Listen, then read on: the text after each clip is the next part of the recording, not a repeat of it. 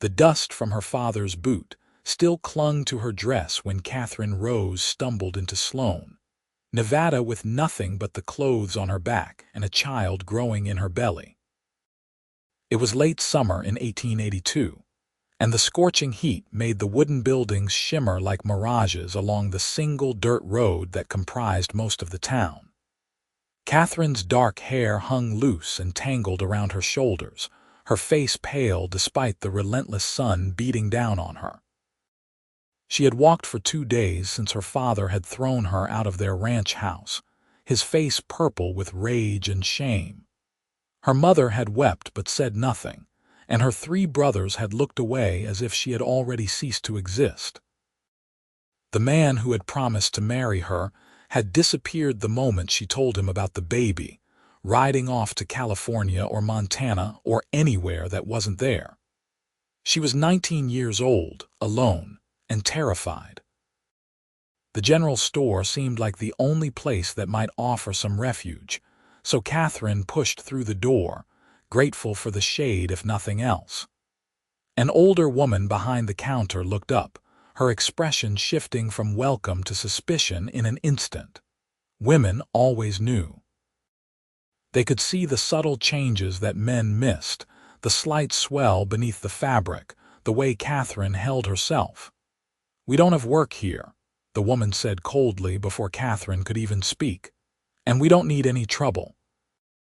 Katherine felt tears burning in her eyes but refused to let them fall. "I just need some water, please. I have a little money." The woman's mouth pressed into a thin line. "Take your water and move along. This is a respectable town." Katherine's hands shook as she counted out coins for a canteen. Her savings from years of sewing and mending now reduced to almost nothing. She could feel the eyes of other customers on her back, could hear the whispers starting. By nightfall, everyone in Sloan would know about the pregnant girl with no husband and no family. She would be lucky if they let her sleep in a stable. She was sitting on the steps outside the general store, trying to gather the strength to figure out her next move, when a shadow fell across her. Katherine looked up to see a tall man, probably in his mid-20s, with sandy brown hair and eyes the color of whiskey. He wore dusty riding clothes and a hat pushed back on his head, and there was something gentle in his weathered face, despite the hardness that frontier life carved into everyone. "You look like you could use a meal," he said simply. Katherine bristled instinctively. "I am not that kind of woman." The man held up both hands in a peaceful gesture. "Did not mean any offense. Just looked like you had a hard journey is all. Name is Ryan Jameson. I have a ranch about 3 miles outside town. Nothing fancy, but it is honest work and honest living." "Katherine Rose," she said quietly, too exhausted to maintain her defensive stance. "And I appreciate the kindness, but I cannot pay you back for a meal right now." Ryan tilted his head, studying her with those perceptive eyes.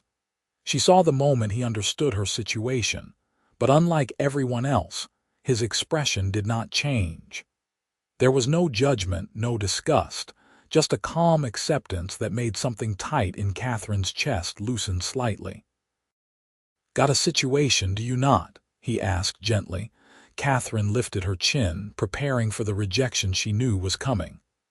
"I do. My family cast me out 3 days ago. The father of my child is long gone.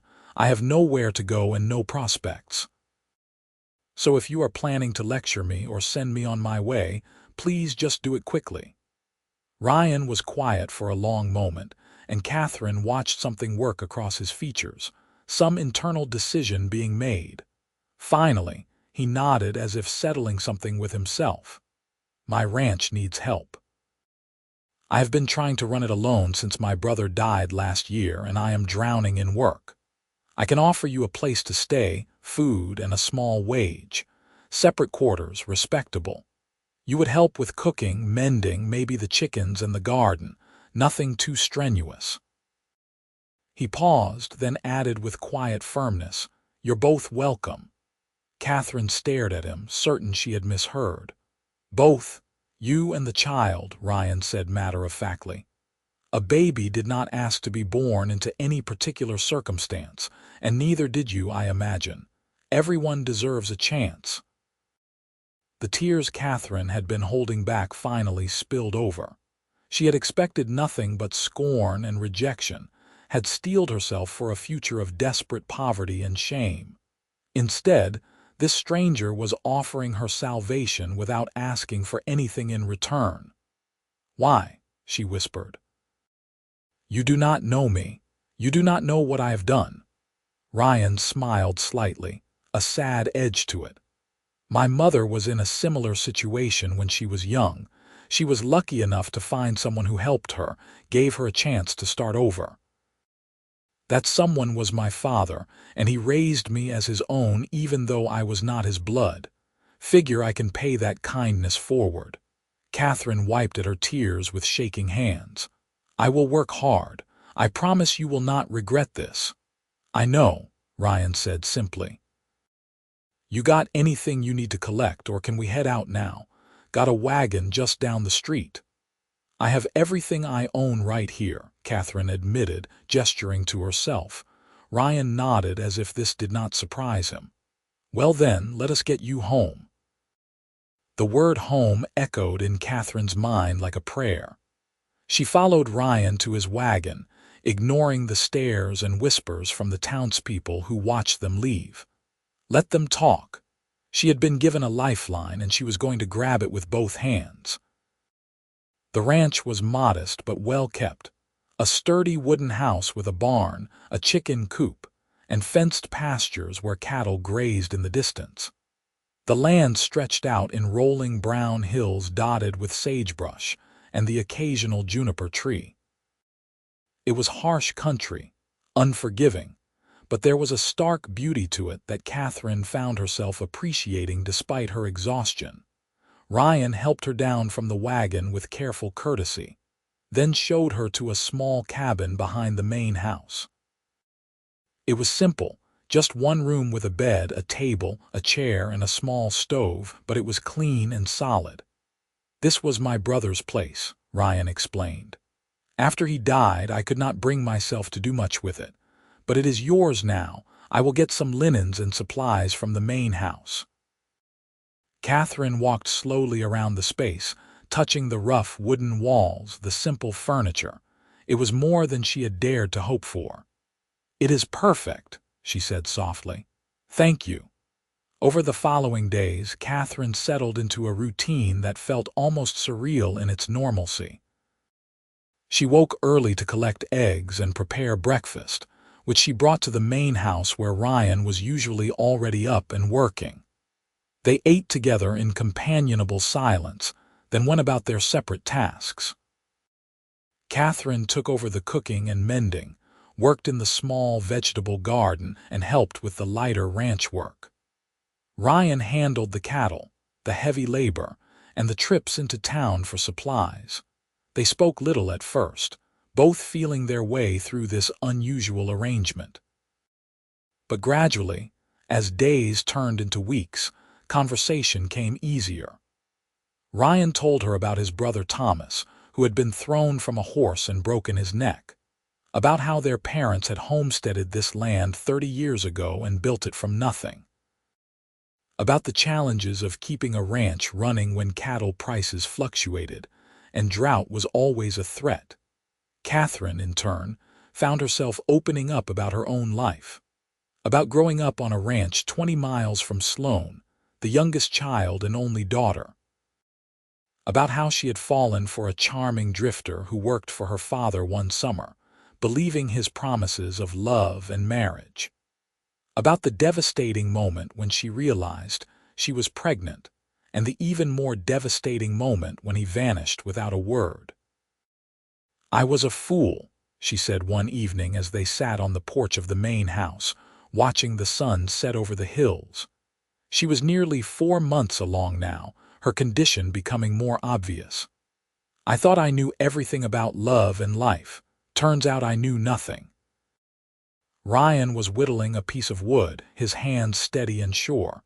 You are not a fool. You trusted someone. That is not the same thing. It feels the same, Katherine said bitterly. Maybe right now, Ryan agreed, but you will see things differently once the baby comes. You will have something good come from all this pain. That matters. Katherine looked at him in the fading light, this unexpected savior who asked for nothing and gave everything. He was handsome in a quiet way, she realized. Not flashy or charming like the man who had ruined her, but solid and dependable. There was strength in the line of his jaw, kindness in his eyes. She found herself wanting to know more about him, to understand what made a man so generous. "Why have you never married?" she asked impulsively. Ryan's knife paused mid-stroke. "Came close once. Girl named Sarah from town, but she wanted a life I could not give her, cities and fancy things. She married a banker and moved to San Francisco. That was 5 years ago. You still love her?" "No," Ryan said thoughtfully. "I think I loved the idea of her more than the reality. She was pretty and sweet, but we did not truly know each other. When it came down to choosing, we both chose what we really wanted, and it was not each other." Katherine absorbed this, understanding more than he probably intended. "You chose the ranch." "I chose the life I knew I needed to live," Ryan corrected gently. "The land, the work, the simple things, that is where my heart is." As autumn arrived and the temperatures began to cool, Katherine found her feelings for Ryan growing into something she had not expected. It was different from the wild infatuation she had felt for the drifter, that burning intensity that had consumed all her common sense.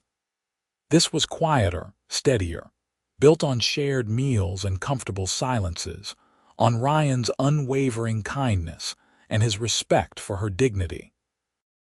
She noticed small things about him. The way he always made sure she had the best portions at dinner, how he fixed the door on her cabin without being asked when he noticed it sticking, the gentle way he spoke to the animals, the rare but genuine smiles that transformed his serious face. Katherine tried to tamp down these feelings, convinced that Ryan saw her only as a charity case, someone to be helped but never truly desired. After all, what man would want a woman pregnant with another man's child? But sometimes she caught him looking at her with an expression she could not quite read, something warm and wondering that made her heart skip. One evening in late October, a early cold snap brought freezing temperatures. Katherine woke in the middle of the night shivering, her small stove having gone out. She tried to relight it, but the wood was damp and would not catch. Wrapping a blanket around herself, she reluctantly made her way to the main house, knowing Ryan would have a proper fire going. She knocked softly, not wanting to startle him. Ryan opened the door quickly, fully dressed despite the late hour. "Katherine, what is wrong?" "My stove went out and I cannot get it relit," she admitted, embarrassed. "I am sorry to bother you." "You are not a bother," Ryan said firmly, ushering her inside. The main house was blessedly warm, a fire crackling in the hearth. "Sit by the fire. I will go check your cabin." He returned a few minutes later with her damp firewood. "This will not light until it dries. You will stay here tonight." "I will take the chair, you take the bed." "I cannot take your bed," Katherine protested. "You are 5 months pregnant and half frozen," Ryan said in a tone that brooked no argument. "You are taking the bed." Katherine was too cold and tired to argue further. She climbed into Ryan's bed, surrounded by the scent of him, leather and soap and something indefinably masculine. She fell asleep almost immediately, warm and safe. She woke a few hours later to find pale dawn light filtering through the windows. Ryan was asleep in the chair by the fire, his head tilted at an uncomfortable angle, a blanket pulled over him. Katherine felt a surge of affection so strong it nearly took her breath away. He had given up his comfort for her without hesitation, as he had done since the moment they met. She got up quietly and started making breakfast, wanting to do something for him. When Ryan woke to the smell of coffee and frying bacon, he looked surprised and pleased. "You did not have to do that," he said, stretching out the kinks from sleeping in the chair. "Yes, I did," Katherine said softly. "You have done so much for me, Ryan. I want to give something back." They ate together as the sun rose fully, painting the rough landscape in shades of gold and amber. There was something different in the air between them, a charge that had not been there before. Katherine felt it in the way Ryan's gaze lingered on her face, in the way her pulse jumped when their hands accidentally touched. "Katherine," Ryan said slowly, setting down his coffee cup. "I need to tell you something." Her heart began to pound. "What is it?" "I know you came here looking for help, for a safe place. And I want you to know that place will always be yours no matter what, but I need to be honest with you about something." He took a deep breath. "I have developed feelings for you. Real feelings. And I know that is probably the last thing you want to hear, but I cannot keep pretending I see you only as someone I am helping." Katherine stared at him, her mind reeling. "You have feelings for me." "I do," Ryan said simply. "I did not plan it, and I know the timing is terrible. You are vulnerable and you have been hurt, and the last thing I want is to make you uncomfortable or feel like you owe me anything. But I had to tell you the truth." "Ryan," Katherine said, her voice shaking, "I have feelings for you too." Now it was Ryan's turn to look shocked. "You do?" "I have been falling in love with you for weeks," Katherine admitted, the words tumbling out. "I thought I was being foolish, that you could never want someone like me, someone carrying another man's child, but I cannot help how I feel. You are the kindest, most honorable man I have ever known." Ryan crossed the room in 2 strides and took her hands in his eyes blazing with emotion. "I do not care about the child's father. That baby will be yours, and if you will let me, if you will give me a chance, I will be a father to them. I will love that child as my own, just as my father loved me." Tears streamed down Katherine's face, but for the first time in months they were tears of joy. "Are you certain? This is not what you signed up for?" "I am certain," Ryan said with absolute conviction. "Katherine, I want to build a life with you, a real life. I want to marry you, raise your baby together, have more children if God blesses us. I want to wake up next to you every morning and work beside you every day. I want everything." Katherine threw her arms around his neck, and Ryan held her carefully, mindfully of her growing belly. When she pulled back to look at him, his eyes were suspiciously bright. "Yes," she whispered. "Yes to all of it." Ryan cupped her face in his calloused hands and kissed her gently, reverently, as if she were something precious beyond measure. Katherine kissed him back, pouring all her hope and gratitude and love into it. When they finally broke apart, both were breathing hard. "We should do this properly," Ryan said. "I will talk to the minister in town, arrange a wedding. I want everyone to know you are my wife, that you are respected and protected." Katherine's smile faltered slightly. "The town already knows about my situation. They will not be kind." "Then they will learn to be kind," Ryan said with steely determination. "You are going to be Mrs. Jameson, and anyone who has a problem with that will have to go through me." They were married 3 weeks later in a simple ceremony at the small church in Sloan. The minister had initially been reluctant, but Ryan's unwavering insistence and generous donation to the church fund had changed his mind. A few townspeople attended out of curiosity, and Katherine could feel their judgmental stares. But when Ryan slipped the ring on her finger and kissed her in front of everyone, declaring her his wife with pride and love, the opinions of small-minded strangers ceased to matter. The winter was harsh that year, with snow that piled high and temperatures that dropped below freezing for weeks at a time. But Katherine had never been happier. She moved into the main house as Ryan's wife, and they spent long evenings by the fire, talking about everything and nothing. Ryan would place his hand on her swelling belly, marveling at the life growing there, never once making her feel shame for how that life came to be. "Have you thought about names?" he asked one night in January, his palm warm against her stomach. "I thought if it is a boy, maybe we could name him after your brother," Katherine suggested. "Thomas seems like a strong name." Ryan's eyes grew suspiciously bright. "Thomas Ryan Jameson, I like that. And if it is a girl, I was thinking Rose, after my middle name and my grandmother." "Rose Jameson," Ryan tested. "That is beautiful." As it turned out, they needed the boy's name. Katherine went into labor on a cold February night in 1883 with snow falling thick outside the windows. Ryan rode through the storm to fetch the midwife from town, a capable woman named Mrs. Henderson, who set aside her personal judgments in favor of professional duty. The labor was long and difficult, lasting through the night and into the next day. Ryan stayed by Katherine's side the entire time, holding her hand, wiping her forehead with cool cloths, whispering words of encouragement. When the baby finally arrived, a squalling, red-faced boy with a surprising amount of dark hair, Ryan cut the cord himself and placed the baby in Katherine's arms with tears running down his face. "He is perfect," Ryan said hoarsely. "You did so well, Katherine. I am so proud of you."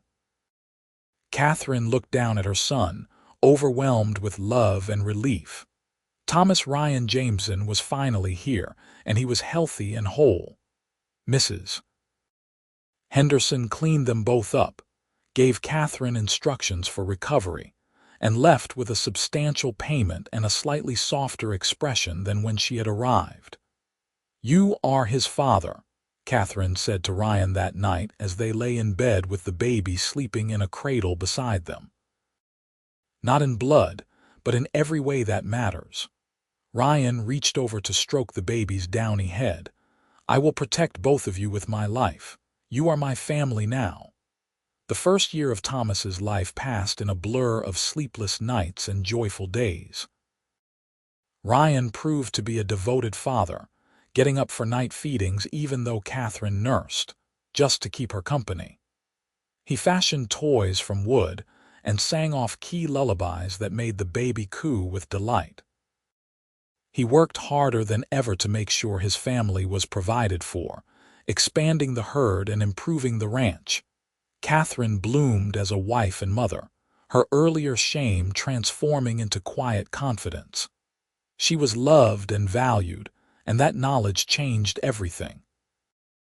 When she went into town now, she held her head high, Ryan's ring glinting on her finger and Thomas bundled in her arms. Some people still whispered, but increasingly they saw what was obvious. A family built on genuine love. One afternoon in spring, a man rode up to the ranch. Katherine was hanging laundry while Thomas napped inside, and she looked up to see a face she had tried to forget. It was him, the drifter who had fathered her child and abandoned her. He dismounted, looking uncertain. "Katherine." She felt nothing but a mild surprise at her own lack of reaction. Once this man had meant everything to her. Now he was just a stranger who had made a mistake. "What do you want?" "I heard you had the baby," he said, glancing around nervously. "And that you got married. I thought maybe I should come back, do the right thing." Katherine almost laughed at the absurdity. "The right thing? You are over a year too late for that. I know, but I am here now. If the baby is mine, I should be part of its life, should I not?" "His name is Thomas," Katherine said coldly, "and he already has a father. A real father who was there when he was born, who gets up with him at night, who loves him unconditionally. You are just the man who got me pregnant." The drifter's face reddened. "Now wait just a minute, I have rights." "You have nothing," said a hard voice behind him. Ryan had come from the barn, and his expression was dangerous. "You abandoned Katherine when she needed you most. You do not get to ride back in now and claim fatherhood." The drifter sized Ryan up, clearly considering his options.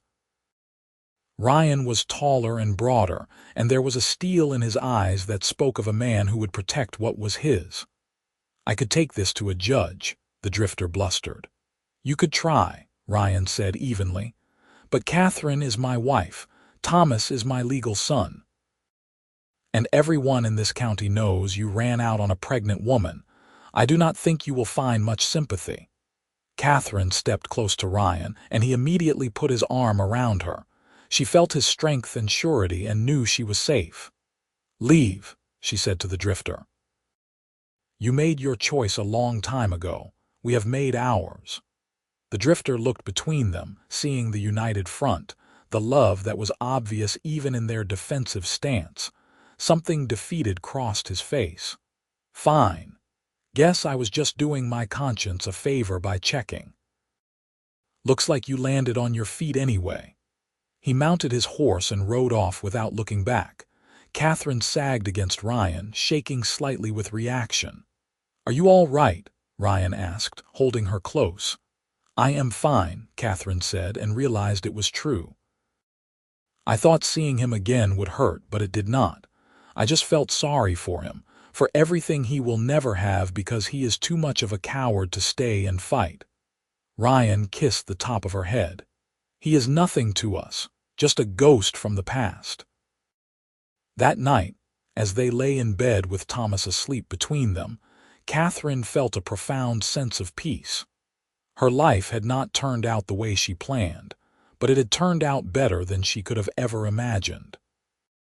She had a husband who loved her, a son who was thriving, and a home that was truly hers. "Ryan," she said softly, "I never thanked you properly for taking me in that day in town. You saved my life." "No," Ryan said, turning to look at her in the moonlight streaming through the window.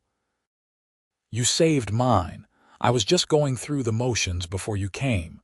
You and Thomas gave me a purpose, a reason to build something lasting. You made me whole." Katherine leaned over their sleeping son to kiss her husband, pouring everything she felt into it. "I love you," she whispered. "I love you too," Ryan replied. "Always." As the years passed, the Jameson ranch prospered. Ryan's hard work and Katherine's careful management turned it into one of the most successful operations in the area. They had more children, 3 more in fact. A daughter they named Rose in 1885, who had Katherine's dark hair and Ryan's steady temperament. Then twin boys in 1887, Michael and Daniel, who were wild and rambunctious from the moment they could walk. Thomas grew into a serious, thoughtful boy who adored his father and worked hard to learn everything Ryan could teach him about ranching. Ryan treated all his children exactly the same, with patience and love, and Thomas never had reason to feel different from his siblings. The truth of his parentage was something Katherine and Ryan had decided to tell him when he was old enough to understand, and when that day came at age 12, Thomas's response was simple and profound. "You are my pa," he said to Ryan. "It does not matter about the blood. You are my pa." Ryan had to leave the room to compose himself, and Katherine found him in the barn with tears running down his weathered face. She held him while he cried, grateful once again for the extraordinary man she had married. The town of Sloan gradually changed its attitude toward the Jamesons. It was hard to maintain judgment in the face of such obvious devotion and success. Katherine became known for her kindness, often taking in women in difficult situations, offering them work or assistance. She never forgot what it felt like to be cast out, and she made sure no other woman in her area suffered the same fate if she could help it. Ryan served on the town council and helped build a school, ensuring his children and all the children in the area had access to education. He was respected for his integrity and his willingness to help neighbors in need. The ranch that had been his burden became his legacy, something solid and good to pass down to his children. One evening in 1895, when Katherine was 42 and Ryan 48, they sat on the porch watching their children play in the yard. Thomas was 22 now, courting a sweet girl from a neighboring ranch. Rose was 10, already showing signs of her mother's beauty and determination. The twins were 8, currently engaged in some elaborate game involving stick horses and imaginary bandits. "You ever think about how different things could have been?" Katherine asked, her hand in Ryan's as it had been for 13 years of marriage. "Sometimes," Ryan admitted. "But I cannot imagine my life any other way. Every choice, every twist of fate led me to you, led us to this." Katherine looked at the life they had built together, the children who were healthy and happy, the ranch that thrived, the love that had only grown stronger with time. She thought about that desperate, terrified girl who had stumbled into Sloan with nothing, and the man who had looked at her with compassion instead of judgment. "You told me we were both welcome," she said softly. "Thomas and me. You opened your home and your heart without hesitation." That changed everything. Ryan squeezed her hand. "Best decision I ever made." Thomas called out from across the yard, asking Ryan's opinion on something to do with the horses. Ryan stood, but paused to kiss Katherine gently. "I love you, Mrs. Jameson." "I love you too," Katherine replied, watching him walk toward their son. Their son in every way that mattered. The sun was setting over the Nevada hills, painting everything in shades of gold and crimson. Somewhere in the distance, cattle lowed and a horse whinnied. The twins were laughing. Rose was singing to herself, and Thomas was walking with Ryan toward the barn, their heads bent together in conversation. This was happiness, Katherine thought. Not the wild, desperate passion she had mistaken for love in her youth, but something deeper and more enduring. This was a love built on respect and partnership, on showing up every day and choosing each other again and again.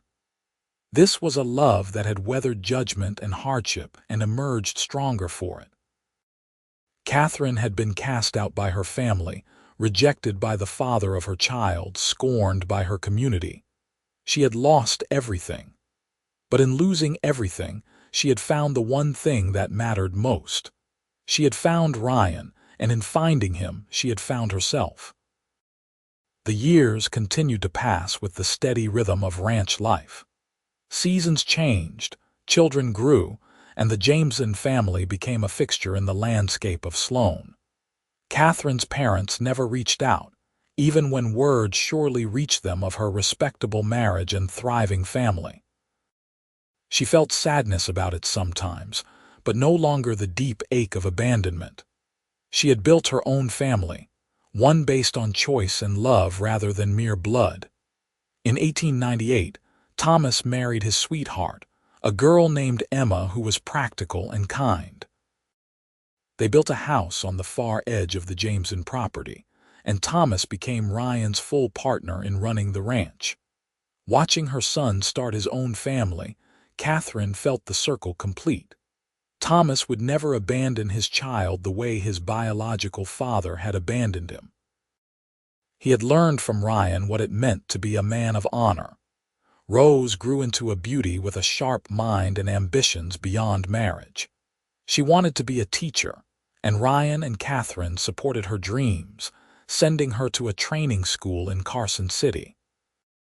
She came home with certification and a determination to improve education in their rural area. Katherine saw so much of herself in Rose, that strength that came from being underestimated and proving everyone wrong. The twins, Michael and Daniel, were inseparable and wild in the way of boys raised with space and freedom. They had their father's sense of justice and their mother's compassion, though they expressed both in their own rambunctious way. They defended smaller children from bullies, brought home injured animals to nurse back to health, and drove their parents to distraction with their elaborate pranks. Through it all, Ryan and Katherine remained the center, the steady foundation upon which everything else was built. Their love never wavered, never dimmed. If anything, it grew richer as they aged together, facing challenges and celebrating triumphs side by side.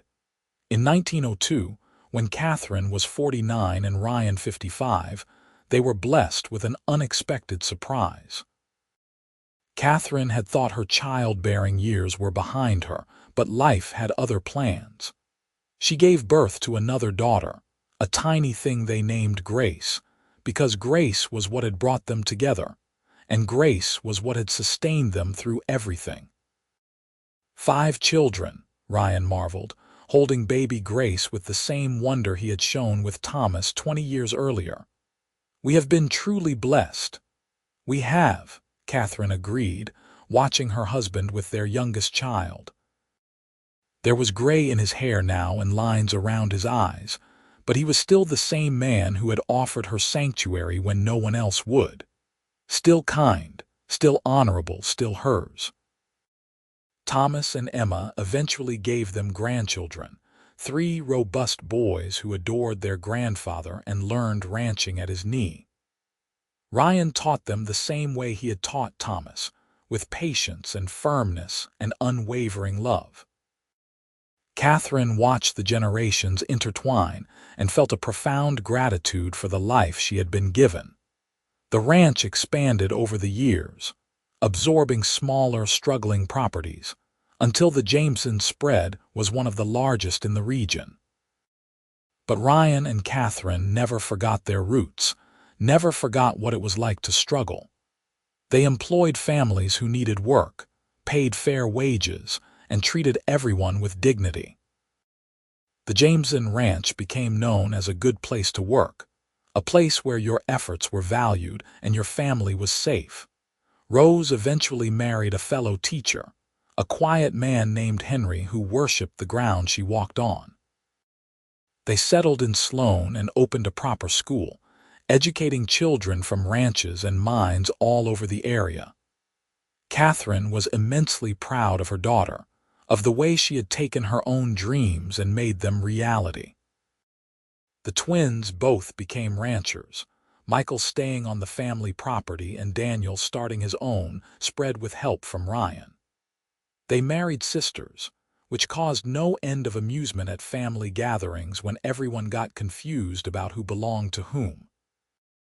Both couples had children, adding more grandchildren to the growing Jameson clan. Young Grace grew up surrounded by nieces and nephews, more like a beloved aunt than a sister to her much older siblings. She was a happy, sunny child who brought light wherever she went. Katherine sometimes wondered if Grace was a gift, a reminder of all the good that had come from that terrible summer day when she had been cast out with nowhere to go. In 1910, on a warm summer evening much like the one when they first met, Ryan and Katherine sat on their porch watching the sun set. They were older now, their hands gnarled with age and work, but still clasped together. Thomas ran the ranch with his sons. Rose and her husband lived in town with their 3 children. The twins had their own families on neighboring properties. Grace was 17, preparing to go to school to become a nurse. 28 years, Katherine said softly. Has it really been that long? Best 28 years of my life, Ryan replied. He turned to look at her, his whiskey-colored eyes still bright despite his age. I would do it all again in a heartbeat. Even the hard parts, Katherine asked, thinking of droughts and difficult births, of illnesses and injuries, of all the challenges they had faced. Especially the hard parts, Ryan said firmly. The hard parts made us stronger. They showed us what we were made of. Katherine leaned her head on his shoulder, comfortable in the way of long married couples who fit together perfectly. Do you remember what you said to me that first day, when I told you about my situation? I said you were both welcome, Ryan recalled. And I meant it. I meant every word. You saved us, Katherine whispered. Thomas and me. You gave us a life we never could have had otherwise. No, Ryan corrected gently, as he had so many times over the years. We saved each other. I was half a man before you came, just going through the motions. You made me whole. You gave me purpose and love and a family. You gave me everything that matters." They sat in comfortable silence as darkness fell and stars began to appear in the vast Nevada sky. Inside the house, Grace was singing while she did the dishes, her voice sweet and clear. In the distance, they could hear the sounds of the ranch settling for the night, the animals and the land that had been their life's work. Katherine thought about the terrified, ashamed girl she had been, stumbling into Sloan with nothing but desperation. She thought about all the people who had turned their backs on her, all the doors that had closed. But one door had opened, and that had made all the difference. One man had looked past her circumstances to see her worth, and in doing so had given her the world. "Thank you," she said to Ryan, the words inadequate but heartfelt, "for everything, for all of this." Ryan kissed the top of her head, his lips brushing against her gray-streaked hair. "Thank you for saying yes, for trusting me, for building this life with me." They stayed on the porch until the night grew cold, reluctant to break the spell of the moment. Finally, they went inside together, their steps slower than they once were, but still in perfect synchronization. They had walked side by side for nearly 3 decades, and they would continue to walk together for whatever time remained. The story of how Katherine and Ryan came together became family legend, told and retold to children and grandchildren. It was a story about second chances and unexpected kindness, about looking past society's judgments to see the person underneath. It was a story about love in its truest form, not the flashy romance of novels, but the steady devotion of two people who chose each other every single day. Their grandchildren would grow up hearing about the summer day when their grandmother arrived in Sloan with nothing, and their grandfather offered her everything. They would learn about compassion and integrity, about standing up for what was right even when it was unpopular. They would see, in the weathered hands still clasped together, in the glances full of understanding, in the easy partnership of their grandparents, what real love looked like. Katherine and Ryan lived to see the 20th century transform the world around them. Automobiles began to appear on the roads, though the Jamesons preferred horses. Electricity came to Sloan, though the ranch made do with lamps for a few more years. The old west of their youth slowly gave way to something more modern, more connected, more complex. But through all the changes, the foundation they had built remained solid. The ranch thrived, passed down through the generations. The family grew, spreading out but always connected to the land that had given them life. And at the center of it all, always, was the love story that had started it all. Katherine Rose and Ryan Jameson proved that family was not just about blood, that love could be found in the most unexpected places, and that one act of kindness could ripple outward through generations.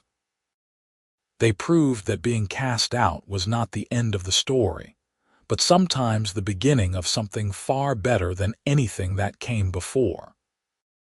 When Katherine was 60 and Ryan 63, they renewed their vows in a ceremony surrounded by their children, grandchildren, and the community that had once judged them but now revered them.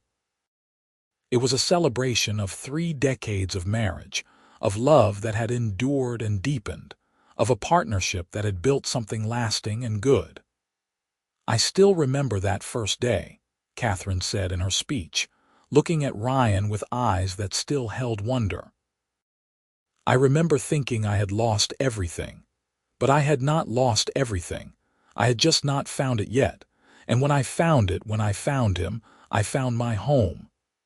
Ryan's voice was gruff with emotion when it was his turn to speak. "Someone once told me that the measure of a man is not in his words but in his actions. I have tried every day of our marriage to be worthy of Katherine, to be worthy of the trust she placed in me. I hope I have succeeded." "You have," Katherine said, taking his hands. "You have exceeded every hope I ever had." They kissed, and their family erupted in cheers and applause. Thomas, now 37 with silver in his hair, looked at his parents with pride and love. He had known for years that Ryan was not his biological father, but it had never mattered. Ryan had been there for every important moment, had taught him everything he knew, had loved him without reservation. That was what made a father. The celebration lasted long into the night, with music and dancing and stories shared by multiple generations. Children ran wild in the yard where Katherine and Ryan had raised their own children. Grandchildren climbed on Ryan's lap to hear tales of the old days.